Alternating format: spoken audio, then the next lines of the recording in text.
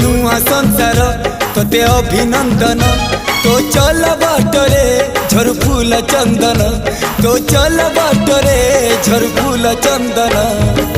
समयर चक्का भौरी घुरे घुरे फुले कांदनालो चढ़ीबु तू फूल सवारी धीरे धीरे फुले कांदनालो बाहागर सुख परा विधाता देइछि तोते विरह वेदना सबु सहिबाकु हवा मते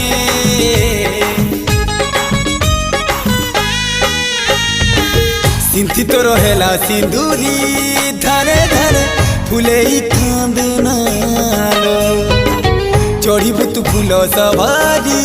धीरे धीरे फुले कांदनालो।